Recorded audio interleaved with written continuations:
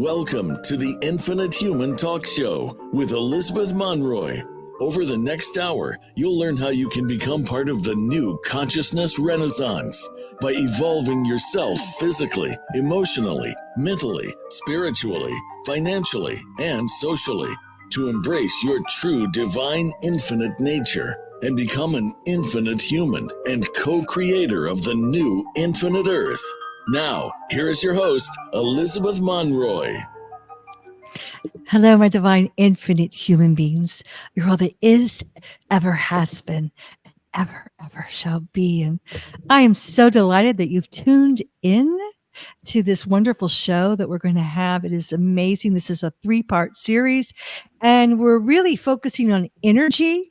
And as I said, I always get the downloads, from Infinite Source of what I'm supposed to talk about. And it was definitely energy this time. The world is gone crazy, in case you haven't noticed. And if you haven't noticed, good for you, because it's something, it's a distraction, and you really don't want to pay your attention to all the stuff that's going out there. And I've talked a lot about that in the earlier broadcasts, about, the whole social media. And now with the AI, you don't even know, you can't trust your eyes anymore. You don't know what you're hearing, but energy does not lie.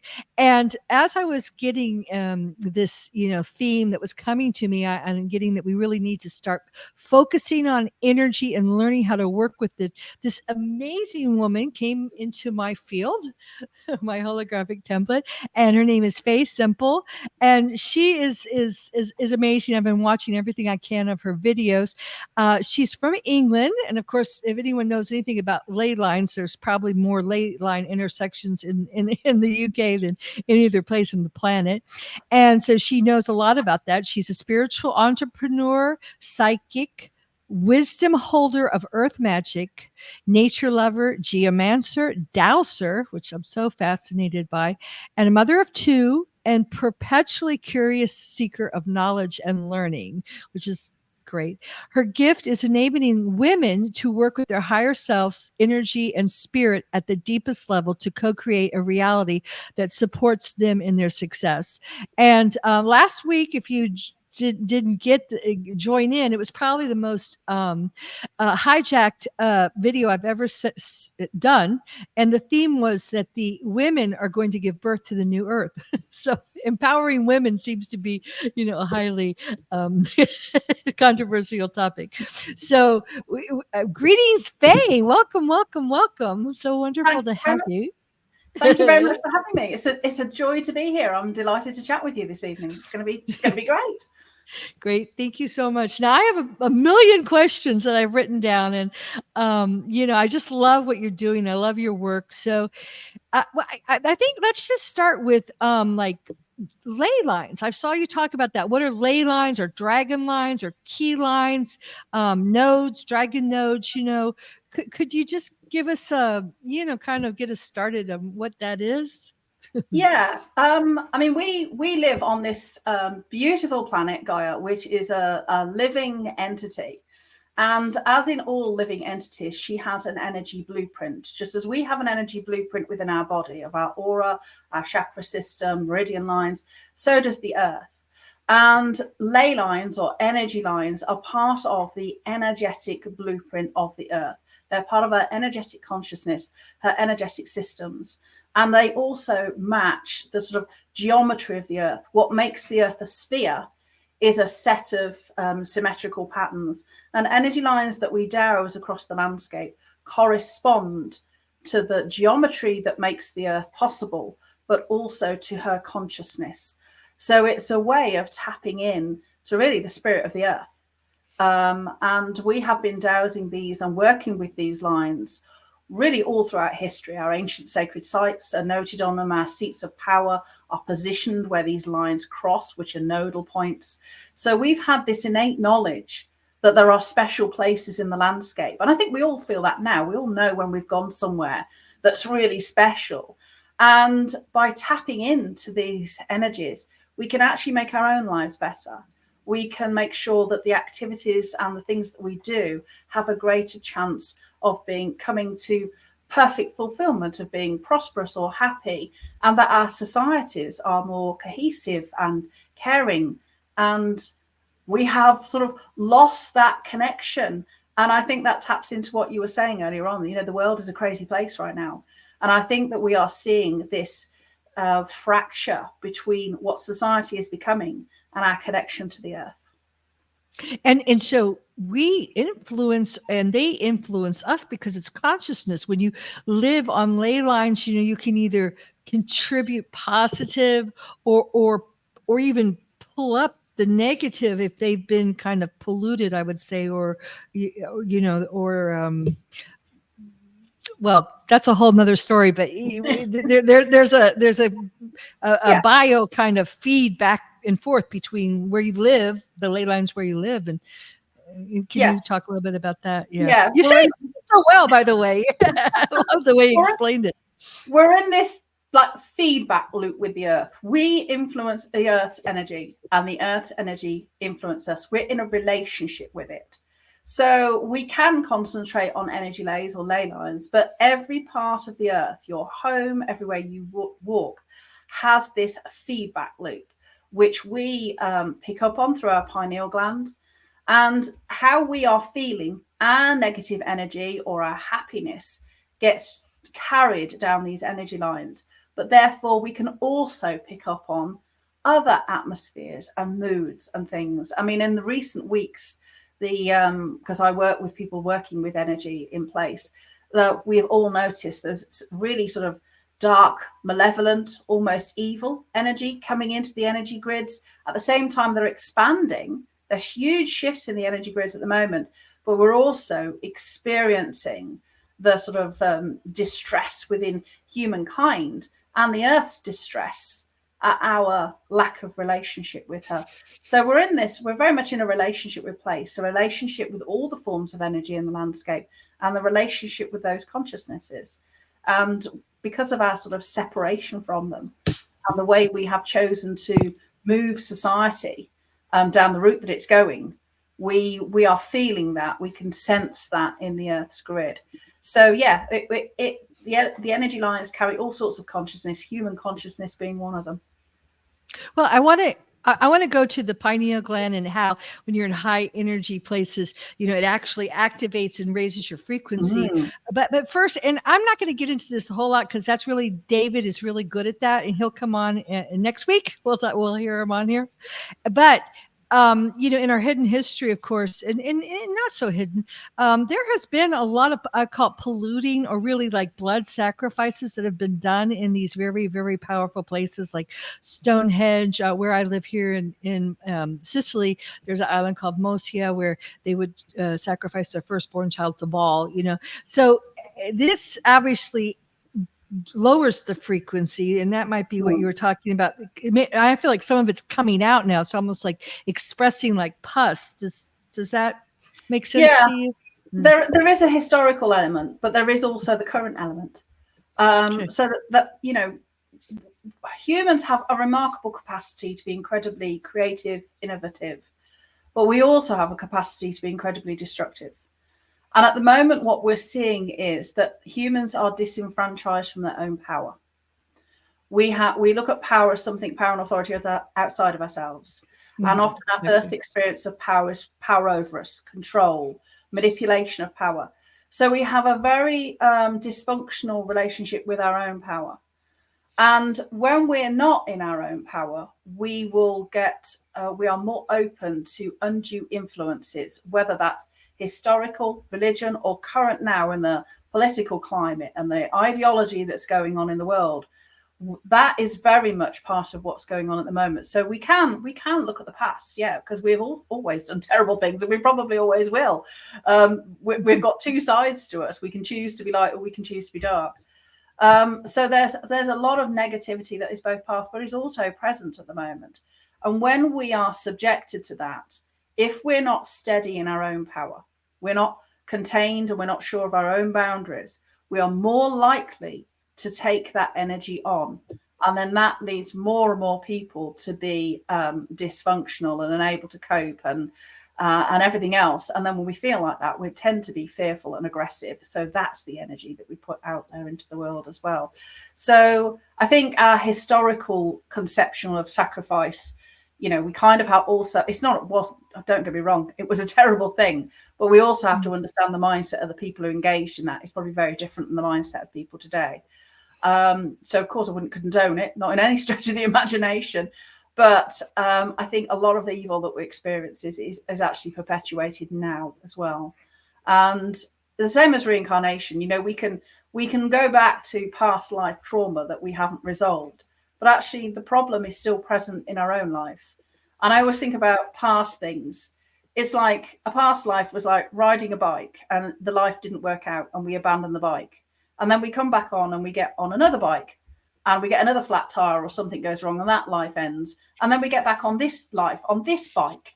And something will go wrong with this bike because it's the same lesson. Now, we don't actually need to go back to the first bike to fix the bike that we're on. We fix the puncture of the bike that we are on. So I'm very much focused on we need to solve the problems now because we're here now. Exactly. Yes. Yeah, so that's and I'm just going to do it real fast in kind of the philosophy and you know, the way I would word it, and it's written in The Infinite Human. There is no time, so there are all these alternative identities that are still there. If you visit these places, you may have, you know, and I know I've had to clear up some stuff from you know, from say these sacrifices and these experiences I had. But you're right, we're right in what we call the heroic the story, where we're bringing all these together, and it's right here and now in front of us, and we are the ones that are shifting it. So with that said, you know, how can we better when connect with our mother? How can we you know, use and clear? I find personally when I clear myself, I also clear the ley lines, and when the you know, so it's kind of a you know, joint effort because I feel one with my mother Earth. But how can we I was listening to a tape where you're talking about how when you get in these, you know, when all of the crisscrossing come together, it actually helps you to raise your frequency, to activate your pineal. How can we start to tune into that, you know, and use that and clear that? that's what as a geomancer, obviously, I mean, that's what we work with. We work with the energy of place, and these earth energies are incredibly powerful. So the earth, as we know, just a little bit of science, the earth has all these electromagnetic frequencies, you know, that are the earth. They're electromagnetic frequencies, and we experience them because we exist on the surface of the earth. And our brain is highly attuned to these frequencies. But at certain places, the normal range of these frequencies peaks massively. So it's like turning up the volume from 1, all of a sudden we've increased the volume to 10. Now, what that does to our pineal gland registers those changes in the electromagnetic spectrum, and it changes the neurochemistry in our brain so that we produce neurochemistry that enables us to have altered states of consciousness. And these traditionally are our ancient sacred sites because they're located usually near geological fault lines. So the very fabric of the earth is one of the mechanisms through which we can achieve our higher states of consciousness.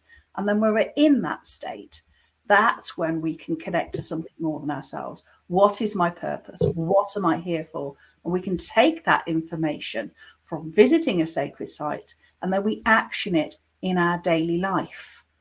And that is how we heal ourselves, and that is how we heal the planet, by saying, this was my sole purpose. This is what I came here to do. Am I embodying it? Yes, no. Could I embody it more? What are my soul values? How can I express them in the world? So the more we as individuals embody our true purpose, the healthier the society we have. And part of unlocking our true purpose involves having these higher states of consciousness. And the earth itself is one of the mechanisms through which we can do that, which I think is fascinating. So we were, you know, have an incarnational experience on this wonderful planet. And she is one of the very mechanisms through which we can access our higher consciousness. I think that's the most, I mean, if that wasn't created by some kind of design, Yeah. How on earth does that happen? So, this is none of this is by accident. And ancient man, of course, recognize these spiritual places. They don't have to have an ancient monument on them. They're just known by peoples that this is a special mountain, this is a special river valley. Whether we decided to build a sacred structure on it, is a separate thing. But these special places exist within the landscape. And that's how we can use them. We have sacred spaces to give us this insight and knowledge, and then we have our secular spaces where we live and work, where we take that knowledge and do something meaningful with it. I love it. I love every word you say. It's just resonates so much with me. And now I noticed when you were talking about dowsing, it was fascinating. I watched you dowsing over a map and everything. And you talked about how some people saw straight lines and some people saw wavy lines. And then, of course, that's the electromagnetic in play. And, we've already talked earlier about how everything is originally, for those that know the particle particum, the original trifold of electromagnetic, masculine, feminine, is the creation. So could you talk just a little bit more about that? The ley lines being electromagnetic and curvy and straight. Yeah, there is an electromagnetic component to a lot of energy lines. There's also a sound component, but let's just deal with the electromagnetic lines. Cool. So anybody who knows anything about electromagneticity knows that you have a horizontal and a y-axis. So electricity will go on the going to get it the wrong way now, but you know what I mean. Electricity is going to go on the vertical axis, and magnetism is going to go on the horizontal axis. So from above, one of them will look like a straight line, and one of them will look like a wavy line. And I think it depends on our body type, our personality, whether we're more in tune perhaps with the magnetism or more in tune with the electricity as to which way they dowse them. Because some dowsers will dowse energy lines straight across the landscape for miles. And some people say, well, that's the line of sight. But other dowsers will say, no, I actually dowse it as straight. And yet other dowsers, like Hamish Miller, for instance, will come along and they will dowse that serpentine line going all the way across the country or continents. So I think it's very much down to our individual sensitivity to these energies. And as someone who can see these energies, with my normal vision, there are a huge array of energies that even dowsers and people don't talk about. We are surrounded by a plethora of energy of all different shapes and forms all the time. So we are in this kaleidoscopic fields of energy, and it's very individual what we pick up on and what we're sensitive to. So much like, our immune system is sensitive to different things, so our sensitivity to energy to different things. So because I feel something in one place, it doesn't mean that you are going to, but both are equally valid. Well, I wanted to address this because it's huge for me. Of course, we're both masculine, feminine, electromagnetic, but I just feel like that there's something, the feminine side of us, okay?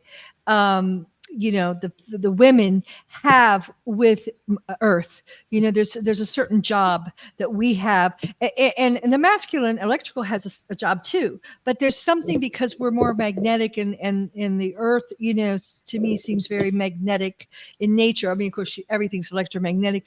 Does that make sense to you, what I'm saying? Yeah, well, I think it's because Gaia, is feminine. Exactly. Gaia is the feminine principle, and women then will be more attuned because we have a predominant feminine energy. So we've got to look at the yin and yang single, haven't we? We've got yin and yang, but within each one is the egg of the other, the seed of the other, and it's like that. So women, we will be more in tune with that earth energy on a different way. And I think that's really interesting, because I belonged to a group what's called the Geomancy group, which were geomancers from around the world who were quite expert, and it was invite only. And when we would all turn up, a group of men, a group of women, to bring our case studies, we all dowsed in very the men and women had a very different approach to geomancy. So for the men, it was all, let's climb the hill, let's work out where the stars are, what's the angle of declination, where are these lines, let's get a compass out. It was all very sort of straight lines and accurate, and had to be measured and quantified, where the women would go there and go, oh, this feels nice. So yes, kind of embodied our very different mentality, that women are more emotional and feeling, and men are more sort of solution, action taking, define it. We have to be able to define this kind of thing. Where women were much more free and loose about it. We are, very different and very complementary. Yes, we will feel things very differently, and I think that's a great thing. I think that's how we work together is a wonderful thing. It is. Now, what about England? It just seems to have more ley lines, at least mapped out, than most other places on the planet. Do you agree? I think we just have a tradition here because we had various, for whatever reason, whether it's because there were still more sacred sites visible within our landscape, whether it's because we're a small island, I don't know, but we just seem to have had quite a lot of dowsers who have been intent on working through. I mean, we had Alfred Watkins, of course, who wrote The Old Straight Track, and that led into a lot of research of various other people that came along afterwards that looked at the geometry of sites and their astronomical alignments, and that sort of led to this tradition of working with earth energy alignments that perhaps other countries didn't have. So we had this sort of quite a strong history of dowsing these things. So of course people started mapping England because that's where they were, and some of it is we've extended. There are more maps available now for other areas, but you can't map. There are ley lines everywhere of various sizes, varieties, and strengths. People say, "Oh, why aren't there all maps?" It's like, well, who's going to go out and map them, and who's going to produce the maps? But there are, they correspond to basically, as I said, the grid. The major lines, it is the mathematics, it's the geometry of how you create a sphere, and that is the earth grid, and those are the energy lines. Well, you spoke earlier about, of course, it's electromagnetic, but also there's sound involved in this. And I spent several months in Malta this winter. And I went to a lot of the goddess temples, and I've talked a lot about this on the show. But it was very interesting because in these ancient limestone temples that hold frequency, that are made up of crystals, and you talk about that too, that the goddesses, literally the goddesses, would use, well, there's so much there. And I picked up on you talking about, first of all, they would use a lot of tones to maintain kind of the frequency and the balances. And they were all these, and I forget, there is an actual, I'm sure you probably know an architectural term of the doorways, all those many doorways within the stones are piled up, and they're creating all these doorways. And when I went there, I just knew, because I like you read energy, I touch stones and I see what happened there, and so I knew they were portals right away. I knew there were portals, and they had alignments with the Pleiades and everything, so they were aligning. And it was fascinating because I heard you talk about that in one of your videos about, I guess the frequencies raised so much that they create, portals or doorways where people could, download, perhaps even, pass through these portals to other areas. So can you expand on what you were? Yeah, so anything like that sacred space, they're multi-dimensional portals. So when we use sound as an energy, and we use geometry at these sites, the culmination of the two, from what I've observed and been in many of them, it holds a stable frequency that enables the discrepancy between what is quite a small human consciousness in many respects. Well, I mean, our soul is vast and multidimensional. Sure. But nonetheless, we have to experience our consciousness in many respects partly through the physical container of our body and our brain, which on a galactic scale is pretty small.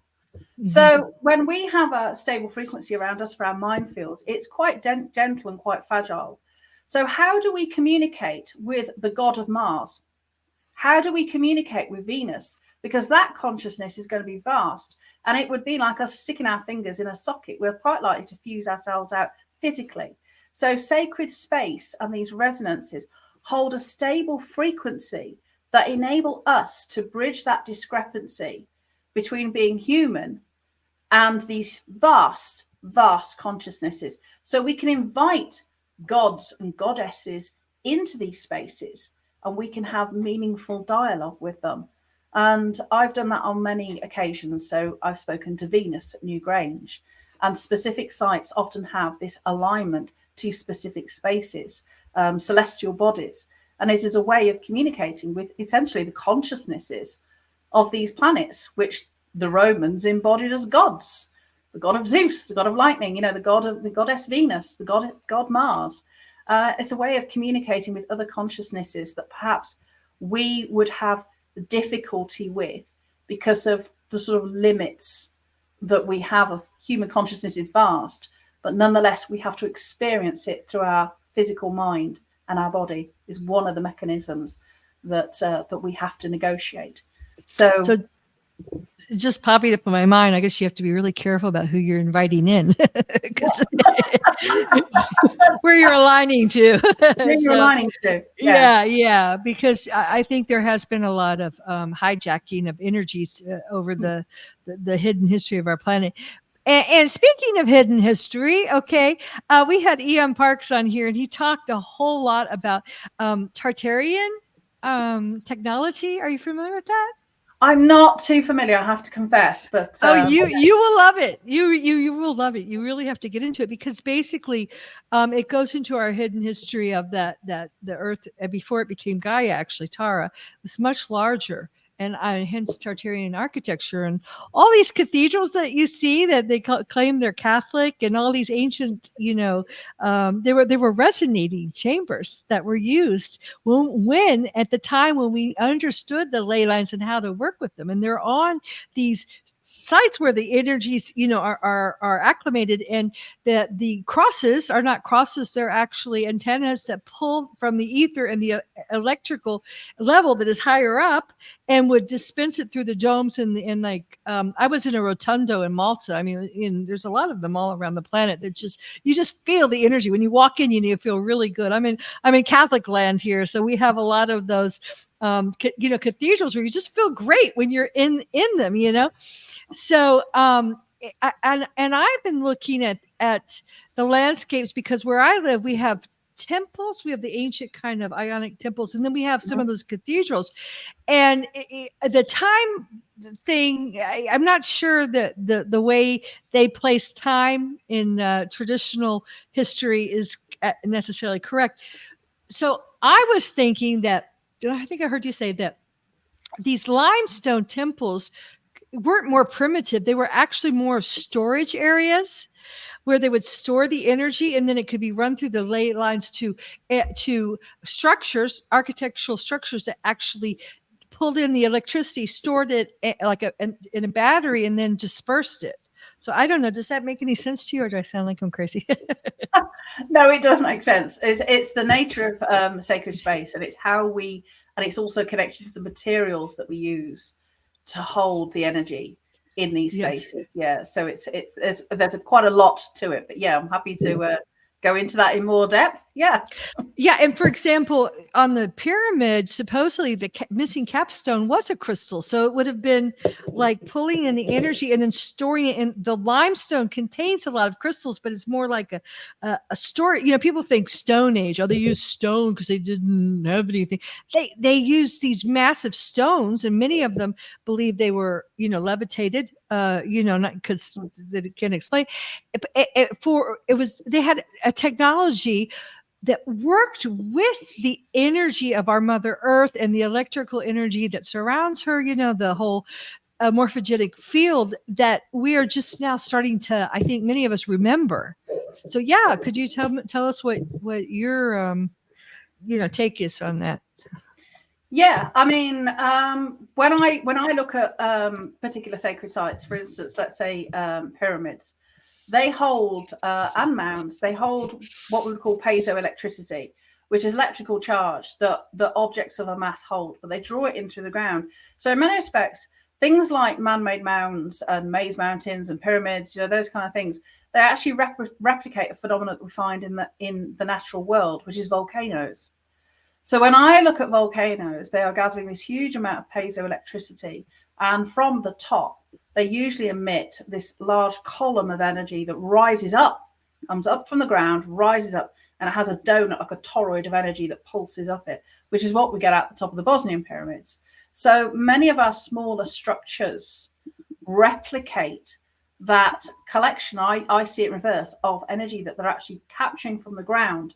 And those structures have a storage capacity facility that then means they can alter our physiology. They can make our crops grow better, and many, many things, that it's held within that space. So it's like a battery for energy. And a lot of that, again, it's connected to fault lines, because these waves of energy come out of fault lines, and we can store this heightened piezoelectricity in a sacred structure when it's within the wave formation of the energy lines. So there's a very clever technology behind all this that we are starting to rediscover now, which is a wonderful thing. Okay, we're going to take just a real short break, and we'll be back in just 2 minutes and talk more about how we can remember this technology and start to use it. For more empowering words from Elizabeth Monroy and Dr. Peter Monroy, check out their latest book, The Infinite Human, an Ascension guide for starseeds, twin souls, and awakening infinite humans, the co-creators of the new infinite 5D Earth. You'll also find many spiritual books to help both children and adults in their ascension back to home, to infinite God Source. Isn't it time to be part of the new consciousness renaissance?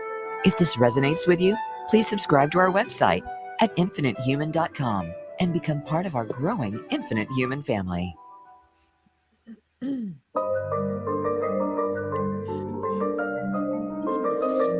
Welcome back to the Infinite Human Talk Show with your host, Elizabeth Monroy.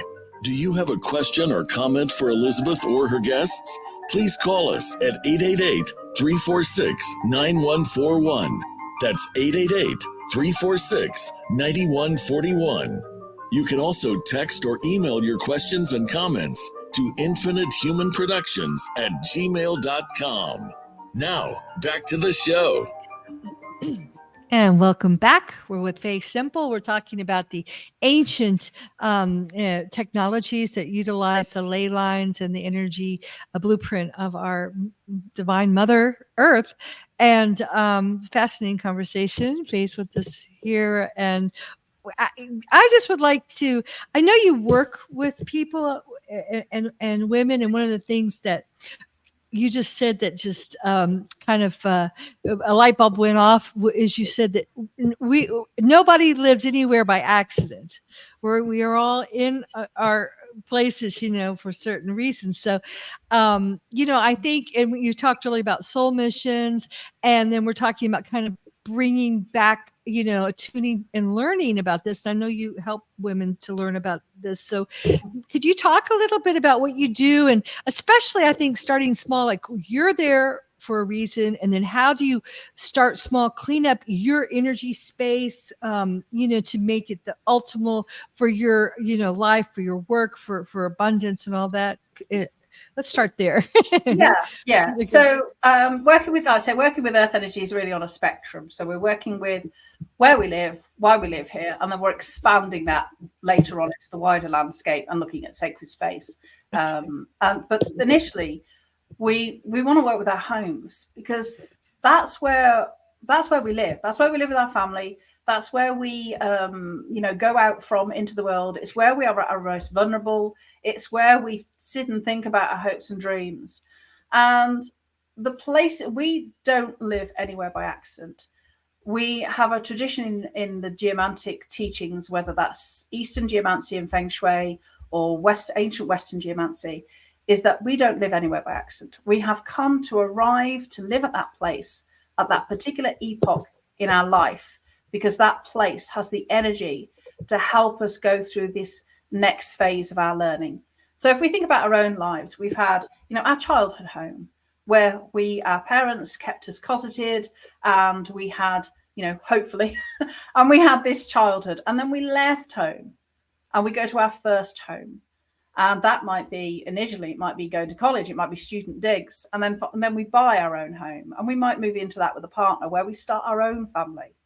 And then we move to a bigger home as our family grow. And then eventually we'll move to a house where we retire. We might do that, obviously, in many different ways, in many different locations. But each place we live in has unique lessons and challenges for us that are going to help us at that stage of our growth.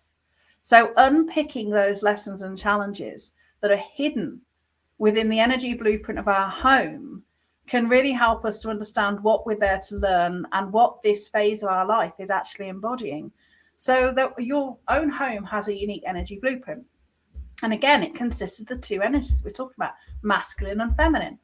And the masculine can be good and the feminine can be good, or the masculine energy can be need a bit of help and the feminine can be good, or the feminine energy can need a bit of help and the masculine not so good, or worst case scenario, both types of energy need some kind of work. And that creates what really are 4 energy house blueprints.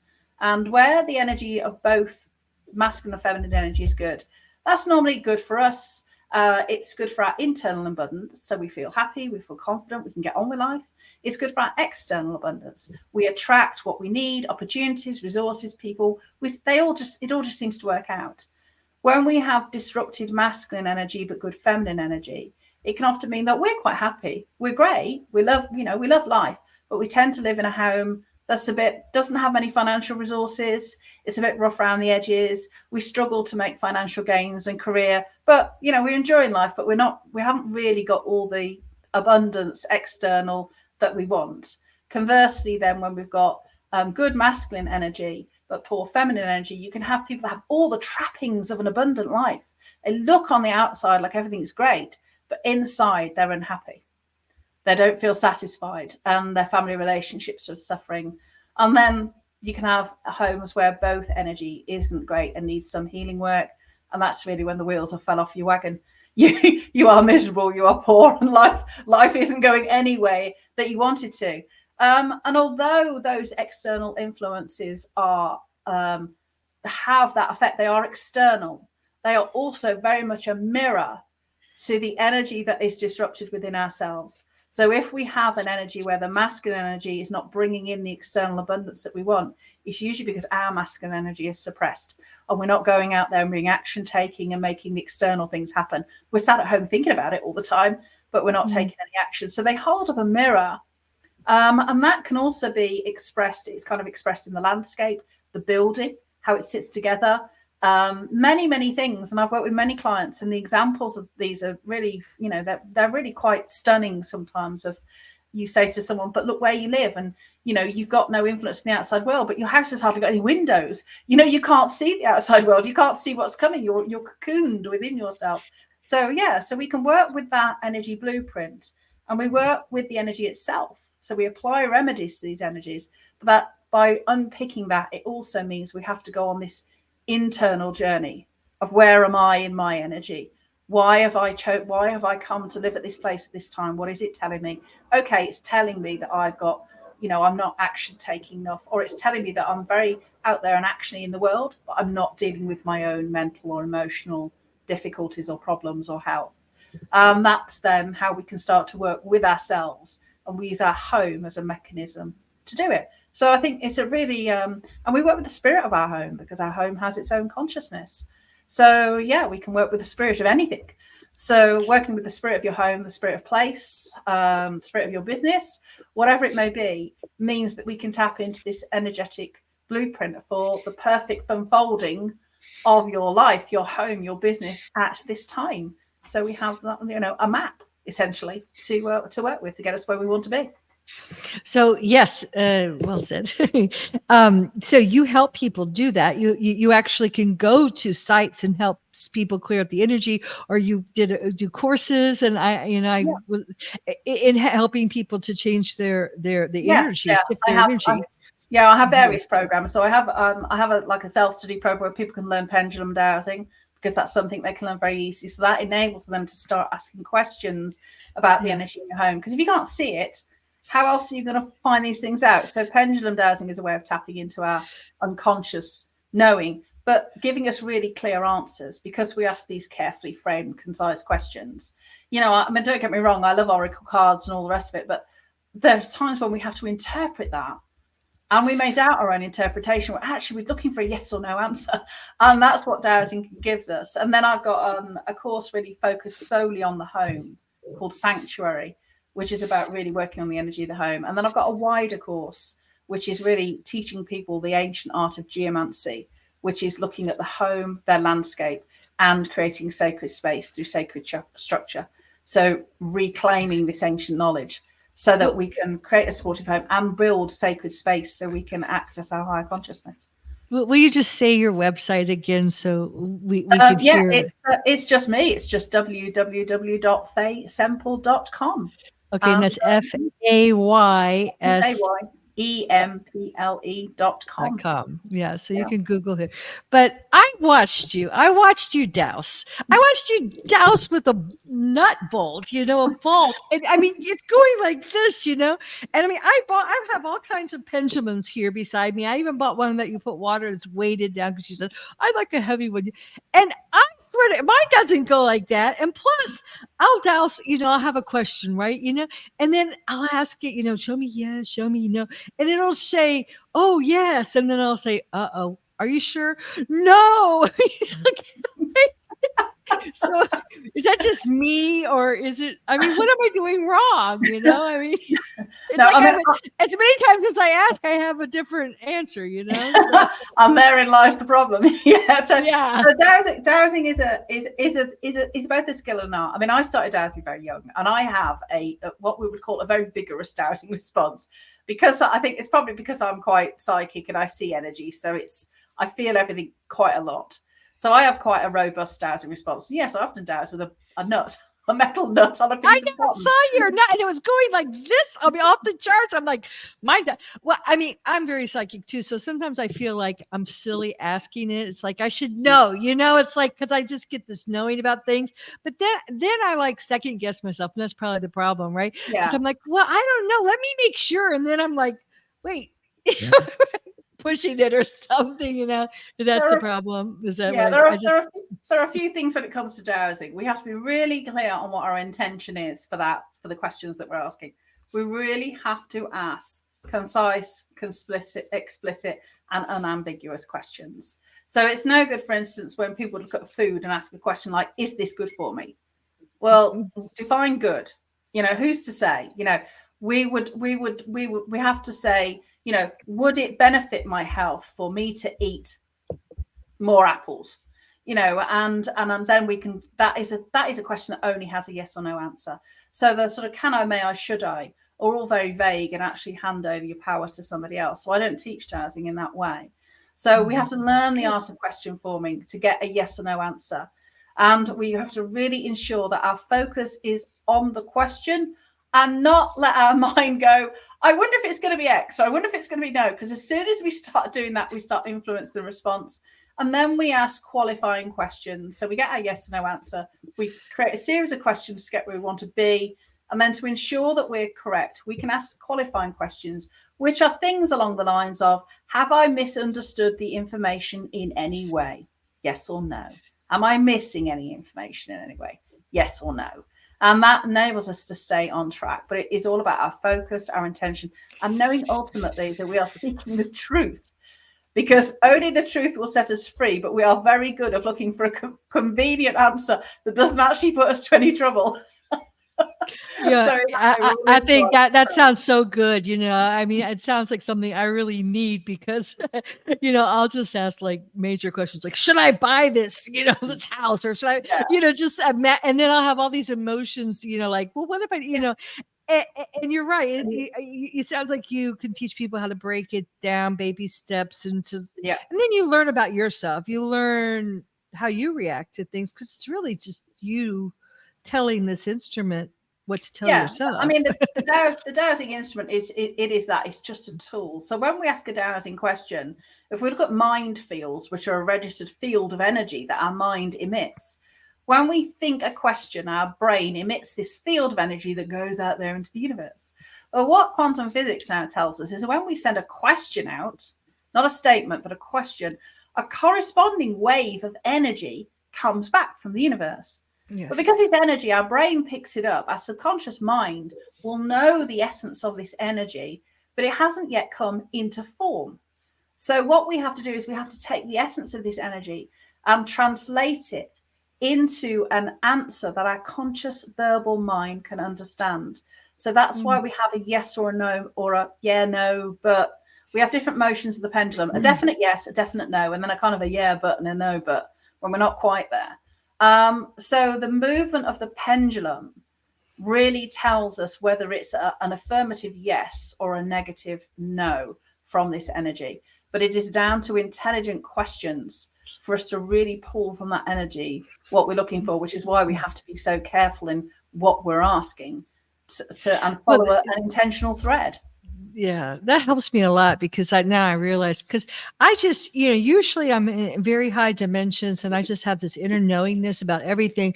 Once in a while I hit a hiccup, and when I get that hiccup, it's usually probably because I'm breaking, because I don't want to know, obviously.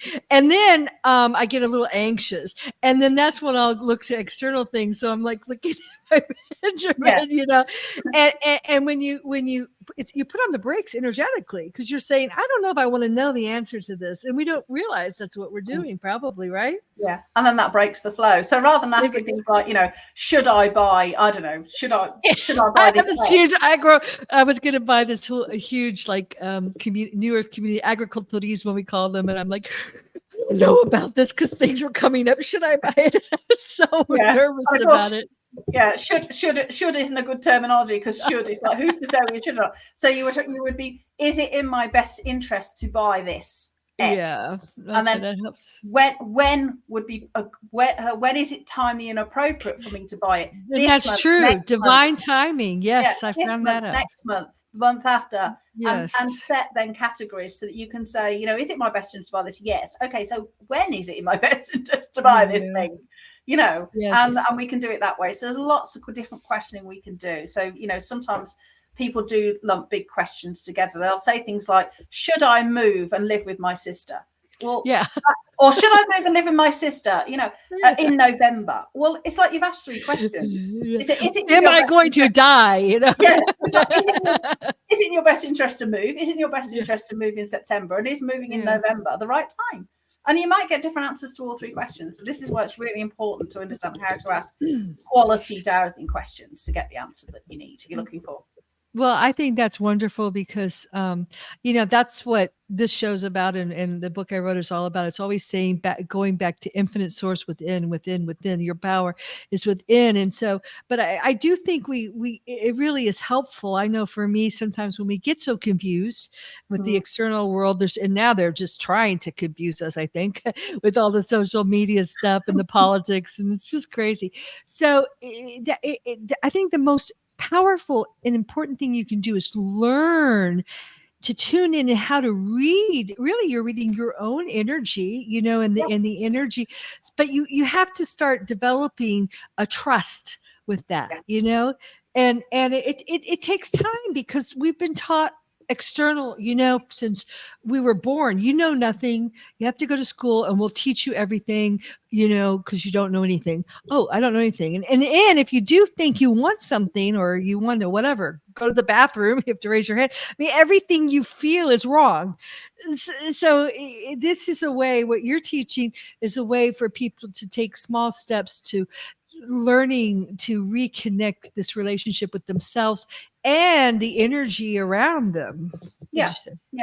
Because our soul, we decided to have an incarnational experience, this vast and multi-dimensional experience, which is probably having many simultaneous lives. As you said, there's no such thing as past, present, and future, which is the smorgasbord of everything.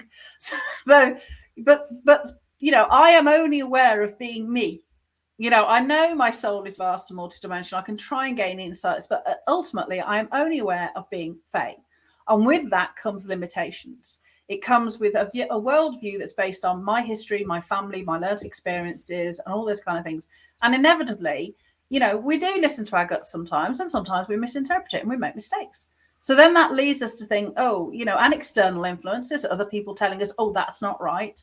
So we can develop a distrust of our own instincts sometimes. And, we can override it, so it leads ourselves down to disaster. And although we might know we've overwritten our gut, the primary link in our subconscious is gut equals disaster. We don't necessarily acknowledge the fact, or even if we do acknowledge the fact that we have overridden our gut, still the psychological link is gut equals disaster once we've made a terrible mistake. So, because that's just how our brain works. So I am quite, although I'm quite, scientific, spiritually, psychic, I also have this other half of my family, which is engineers and how things work. So for me, that's why dowsing is a really useful tool, because we can break it down and use it to access information about what is the best course of action for me to take to fulfill my soul's purpose. And we can use, the energy of place to help us tap into other consciousness, universal consciousness, or work with the DEVA, the spirit of things. So I wanted to ask you about that too. We're running out of time, but can you just, you just really floored me away, because I do think we really, especially the women, with their intuitive emotions, have a tendency to tune in to the spirits of the trees, talk to the trees and Mother Earth and the mountains and the fairies. But then you said actually things like corporations or your businesses have spirits too. So, and that tuning in and co-creating, really, you're not like telling them what to do, but you're saying, what do you need? Is kind of a give and take relationship. Am I right? Yeah, very much so. So we're so used to, we can look at nature and go, oh, the spirit of a tree, the spirit of a rock, but everything is created from energy. So when we have an idea, that might be, you and I are both entrepreneurs. We had an idea for a business. When we had that idea for a business, we didn't imagine it being an abject failure. We imagined it being a success. Otherwise, we wouldn't have done it. So within that conception of that energy, a thought is an energy. It has its own life form. So therefore, it has its own spirit. So your DEVA of your business has its own spirit, or DEVA, and that spirit holds the energetic blueprint for the perfect unfolding of your business. But of course, that can be expended to capital, society-wide things. We have a concept of justice. We have a concept of law. We have a concept of wealth. We have a concept of sort of all the systems and structures that we use to create human society. They all have their own DEVA. So, UK, England, the spirit of Britannia is the spirit of our landmass, and then there's the goddess of justice, if you like, because we have this concept of justice. So it has this energy blueprint. So I was meditating on that, and actually we could kind of circumvent all the BS that's going around in the politics and the world in the parallel, and go, vertically up to the spirit, the essence of it, and begin to try to embody the divine blueprint of what the highest essence of that thing is supposed to be, like whether it's and that's, I think, and okay, we're going to wind this up real fast, but I'm going to try to tie this in, because last week we talked about the women giving birth to the new earth. And again, we're electromagnetic and we need both, obviously, so we need to are both the masculine and the feminine. And if you've heard me, I've defined it, the goddesses, the ancient goddesses, as not beautiful women, but women who held that perfect balance of electromagnetic, knew when to use what. And so what I see happening is that's how to begin to tune into energy, okay, rather than what the external world, the inner energy, not only of yourself, so you can learn to trust yourself, but the DEVA spirits of what we want to have happen, the new earth, how we want it to be in the blueprint, us, our divine blueprint, the businesses or the soul missions that we're embodying. Okay, you agree with that? Do you agree? Yeah, I do. We live in what I call many nested energy ecologies. So it's my energy, my family, my business, my town, my community. They're all in relationship together, and they all have DEVA. They all have spirit. So we can work with these energies, and they will help us grow as people, because we will face challenges and lessons, and they encourage us to increase our capacity to bring these things into being. And that necessitates us being who we came here to be, because otherwise we will not have the capacity to bring these things into being. So it supports life, humanity, society, everything else, and it enables us simultaneously to be the best version of ourselves. It's a win-win. I love it. Win-win. That's the future, I think, with the divine feminine, the eternal mother kind of coming into essence, because it's all about win-win, not competitive. And thank you so much. I just resonate so much with what you say. Now, can you just tell us again, how we get in touch with you, some of the things you do, so we won't, so because I know a lot of people will resonate with this and want to be able to reach out to you. Yeah, so if you just Google Fay Semple, Faysemple, you'll find my website. You can also find me on Facebook, of course. And you can find out more about dowsing, working with the energy of your home, or intensive geomancy to reclaim our lost knowledge of the landscape and what all the marvelous things we can do with it to bring our lives to fulfillment and give value to the world. Okay, thank you so much. And she's coming back next week with David Emery, and we're going to be talking about this in a little bit more detail and focusing more on the ascension aspect and what an amazing time we live in. So thank you for tuning in so much, you precious souls. I really appreciate you so much. And we'll see you next week. Ciao in the now.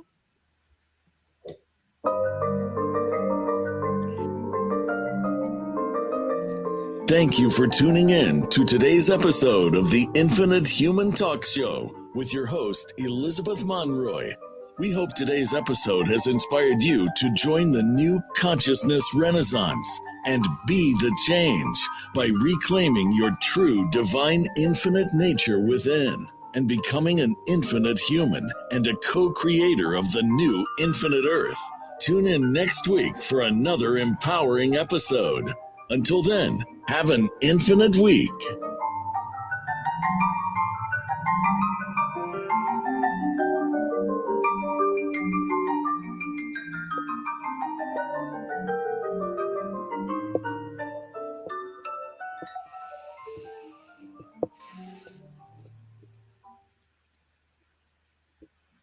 All right, great job. Good show. We're clear.